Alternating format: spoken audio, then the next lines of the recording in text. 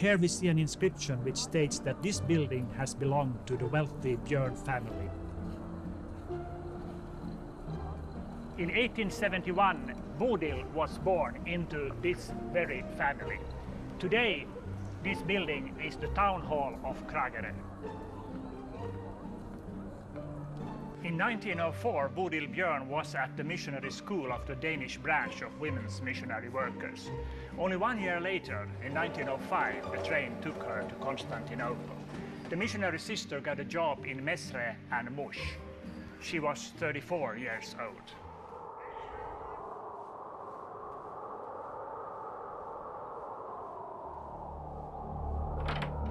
In a backward and poor country as Ottoman Turkey was then, medicine and public medical services were in no way available. People could become disabled for life as a consequence of the most ordinary illnesses. In 1907, specialized nurse and midwife Bodil Björn establishes a clinic here.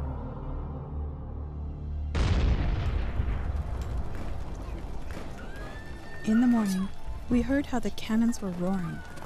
We saw from the window how the houses of Armenians, as well as the Armenians who tried to flee, were burning. We saw how they were firing at people with broken hearts. I was approaching the beds to help the patients get up, to save them. I would crawl to them because I could get killed. But those people still needed me. That's how I felt.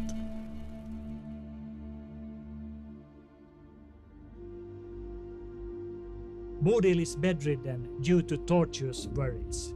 She had succeeded in saving only 3 teachers and 3 students from the mass murder.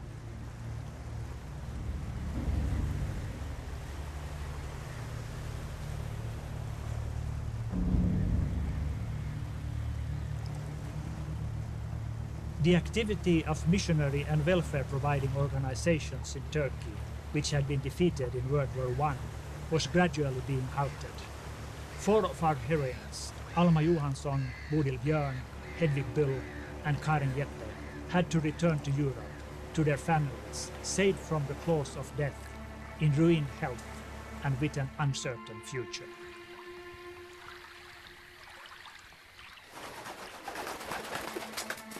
Besides the heavy burden of memories, Bodil was taking home 2 valuable things: 2-year-old Raphael and the documentary papers of the Armenian massacres, her photojournal.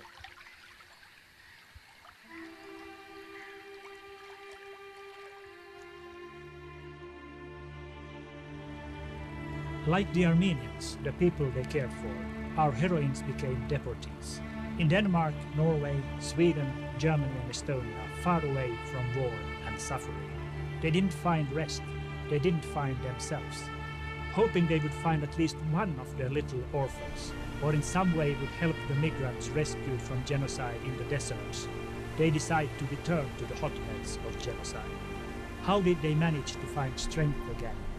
It is both surprising and understandable. Bodil Björn came to Constantinople after founding an orphanage in Constantinople. Björn finds out that numerous Armenians have migrated to eastern Armenia and need care.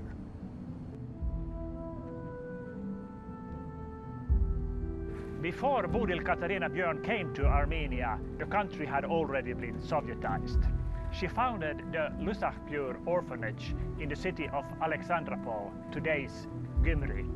Here, everybody called her Mother Katarina.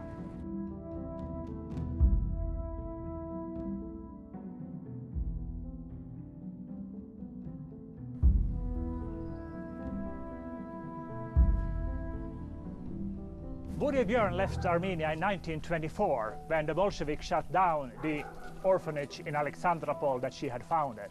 The care of the children was transferred to Amercom, American Committee. In effect, Bodil Björn as a Christian missionary is exiled from Soviet Armenia.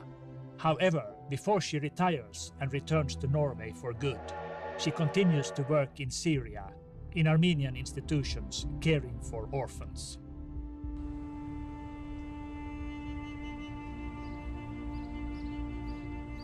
Decades later, in the attic of the Oslo home where Sister Bodil had lived the last 25 years of her life, Björn, the son of Raphael Fritjof, finds the suitcases of his missionary grandmother.